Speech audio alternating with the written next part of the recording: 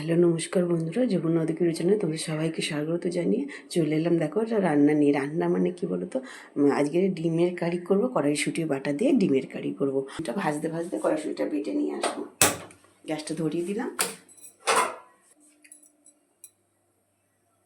দেখো বন্ধুরা, ফ্রাই প্যানটা তো গরম হয়ে গেছে। এবার ফ্রাই প্যানটার মধ্যে আমি তেল দিয়ে দিলাম। তেলের মধ্যে আমি একটু অল্প করে নুন আর হলুদ ছড়িয়ে দেবো।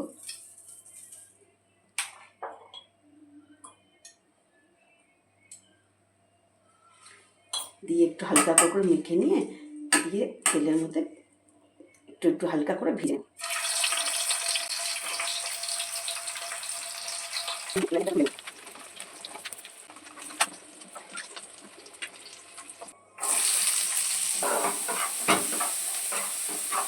হ্যাঁ দেখো বন্ধুরা, পেঁয়াজটা খুব ভালো করে আমি ভেজে নিয়েছি। এবার এটার মধ্যে টমেটো কাটাগুলো দিয়ে দিলাম। টমেটোগুলো দিয়ে দিলাম মার মতন।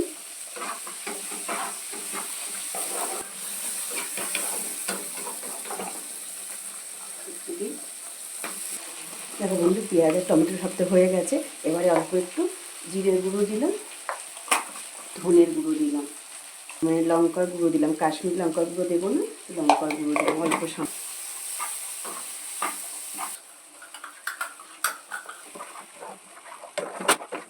কষা হোক। দেখো বন্ধুরা, মুখটা খুব সুন্দর করে সব কিছু একসাথে কষিয়ে নিয়েছি। এবার এটা আমি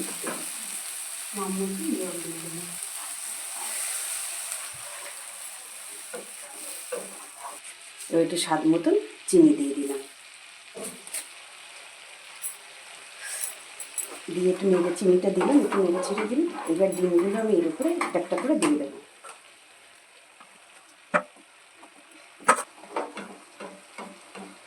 একটু দেখো বন্ধুরা, এটা হয়ে গেছে। এবার আমি বন্ধ করে দেবো। এবার বন্ধ করার আগে দুটো কাঁচা লঙ্কা উপরে দিয়ে দেবো। কাঁচা লঙ্কাটা যা লাগবে সে দিয়ে নিয়ে খাবে। বন্ধ করে দিলাম। দিয়ে যে পাত্রের মধ্যে ডিম ভাজাটা তুলেছিলাম সেটার মধ্যে আমি ঢেলে নেব।